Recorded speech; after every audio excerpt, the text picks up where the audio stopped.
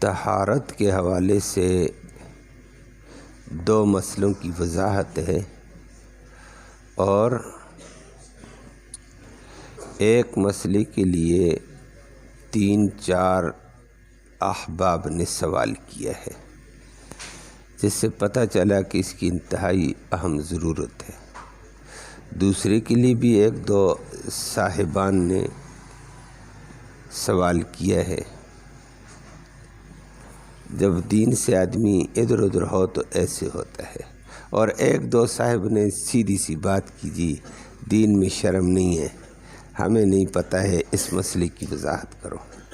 اس کو بتا دیا، اس کے بعد اور آئے، جس سے اندازہ ہوا تو کہ بہت سارے احباب اس تشویش کا شکار ہیں۔ اور وہ یہ پوچھا، وضو کے مسائل چل رہے تھے تو وہ کہنے لگے دیکھو جی وضو تو فرض ہو گیا، اس کے فرضوں کا بھی پتہ چل گیا، لیکن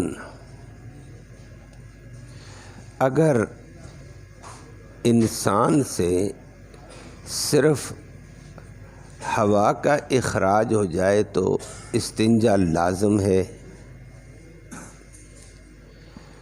تو بات یہ ہے کہ استنجا 2 ہی وجہ سے لازم ہوتا ہے، 2 محل میں سے کوئی چیز خارج ہوئی ہو، نجاست چھوٹا پیشاب یا بڑا پیشاب ہے تو استنجا لازم ہوتا ہے۔ اس کے علاوہ ہوا کا اخراج ہو، خروج ریح کی وجہ سے استنجا لازم نہیں ہوتا ہے، البتہ وضو ٹوٹ چکا ہے، وضو کرنا لازم ہے، اور وضو کے 4 فرض آپ نے پڑھے، ان کو پورا کرنا ضروری ہوتا ہے۔ اور وہ 4 فرضوں میں چہرہ دھونا ہے، ہاتھ دھونے ہیں کوہنیوں سمیت، سر کا مسح ہے، ٹہنوں سمیت، پاؤں دھونے، بس۔ استنجے کا لازم ہونا چھوٹے یا بڑے تقاضے کے بعد ہوتا ہے۔ اور اس بات کا ذکر کیا، ایک صاحب نے اپنی ایک دم پیشانی پہ ہاتھ رکھا، سوچتا رہا۔ میں نے کہا کیا ہو گیا؟ کہتے ہیں جی ہم تو اس مسئلے میں الجھے ہوئے ہیں اور آ کر لائنوں میں لگ جاتے ہیں کہ استنجا کرنے ہیں۔ تو ویسے ہم نے تو اپنی ضرورت صبح سے پوری کی، صرف اس عذر سے 2-4 تو انسان ہوتا رہتا ہے۔ اب ہم لائنوں میں لگ کر دوسروں کا ٹائم بھی ضائع کرتے رہے، اپنا ٹائم بھی ضائع کرتے رہے، اور جماعت کی 1-2 رکعتیں بھی نکل جاتی ہیں۔ مسئلے کا نہ پتہ ہو تو پھر ایسے ہو جاتا ہے۔ تو اب پتہ چلا ہے ٹائم اپنا بھی بچ جائے گا، دوسروں کا ٹائم بھی استنجوں کے آگے لائنوں میں لگ کر ہم ضائع نہیں کریں۔ تو پھر ساتھ ہی وہ کہنے لگا یہ تو بہت سارے احباب اس سے 2-4 ہیں، ہم نے آپس میں ایک سے بات کی، دوستوں نے دوسرے نے کی، سب نے فتویٰ دیا ہے نہ جناب استنجا کرنا ضروری ہے۔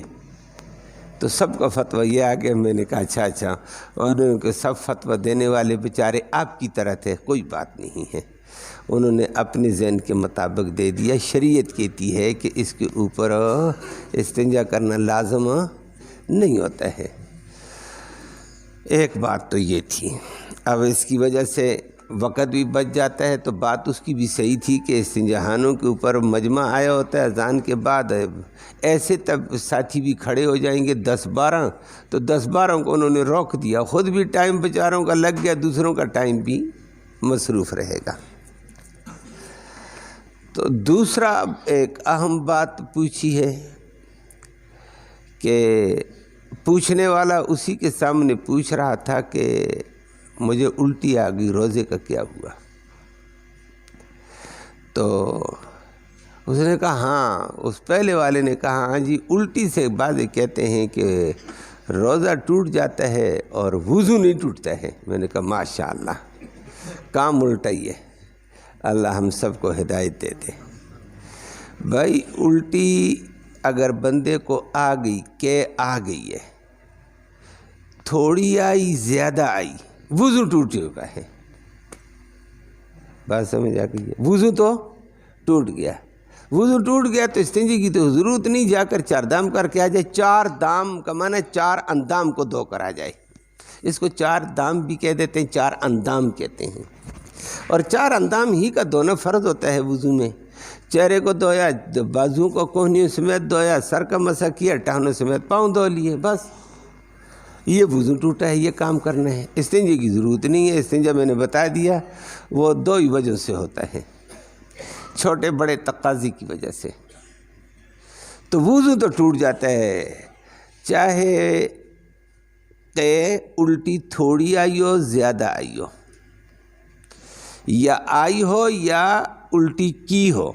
کبھی طبیعت خراب ہونے سے خود کہتے الٹی کروں تاکہ سکون مل جائے، تو فرمایا وضو ٹوٹ جائے گا۔ یہ تو ہے، لیکن روزہ، اللہ اکبر، اب الٹی خود آئی ہو، بہت سارے ایسے کر کے فتویٰ بھی دے دیتے ہیں اور ماشاءاللہ لوگوں کے روزے بھی خراب کر دیتے ہیں، اتنا اہم تقاضا خراب کرتے ہیں۔ اور دین والوں کے ساتھ تعلق ہوتا نہیں کہ بھائی مسئلہ جلدی جلدی کسی عالم سے پوچھ لیں، عالم سے پوچھ کر بات کرو نا، تھوڑی دیر ہو جائے گی عالم تک پہنچنے میں، رابطہ کرنے میں، تو کیا حرج ہے؟ فٹافٹ تو اپنے کام کو ضائع نہ کیا جائے۔ الٹی تھوڑی آئی ہو زیادہ آئی ہو، بار بار آئی ہو، روزہ نہیں ٹوٹتا۔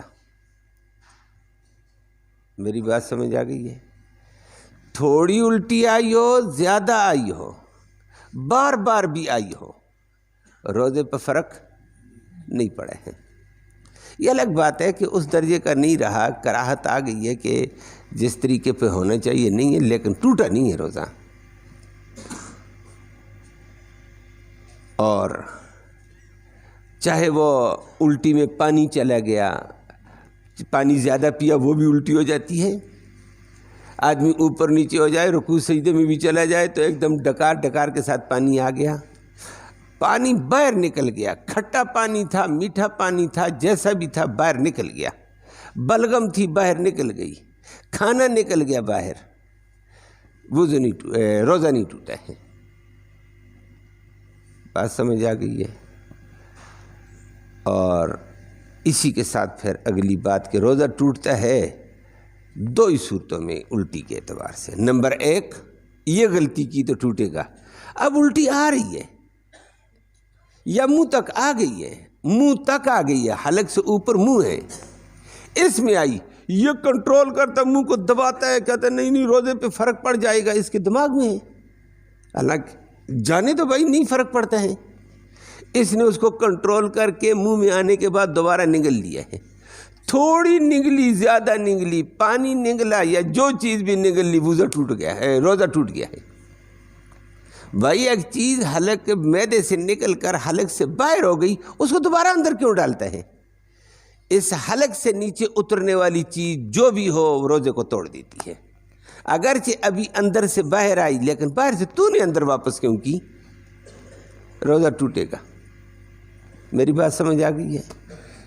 ویسے آزادی کے ساتھ الٹی کر دو، آ رہی ہے، انسان ہے، عاجز ہے، اس میں بھی اللہ نے خیر رکھی، معدے پہ دباؤ ہے، الٹی کرنے سے دباؤ ختم ہو جائے گا، صحت ہو جائے گی، آنے دو اس کو روکنا یا منہ میں تھوڑی بہت آئی نگل دینا، اس سے روزہ ٹوٹ جائے گا۔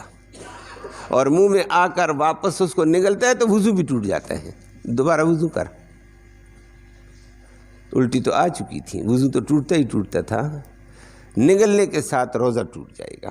روزہ ٹوٹنے کی ایک ہی کیفیت ہے، خود الٹی آئی، تھوڑی بہت اس نے نگل دی واپس، اس سے روزہ ٹوٹے گا۔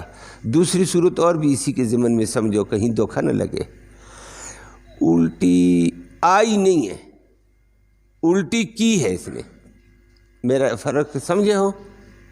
الٹی خود نہیں آئی باہر، بلکہ اس کی طبیعت خراب ہو رہی تھی، اس نے خود الٹی کر دی ہے، انگلی ڈالی الٹی کر دی، اب خود الٹی کی، روزہ ٹوٹے گا۔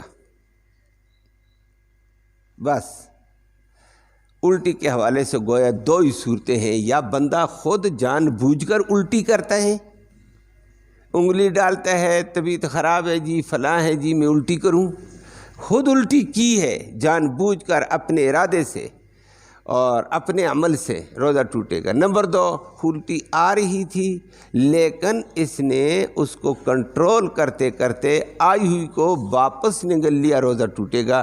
باقی باہر جتنی جاتی جائے، بہت زیادہ الٹی ہوئی تھی جی مجھے، اب تو میرا روزہ نہیں رہا ہے، بہت زیادہ الٹی ہو جائے، بار بار ہو جائے، تھوڑی ہو زیادہ ہو، روزہ نہیں ٹوٹتا ہے جب تک واپس حلق سے نہ اتارے۔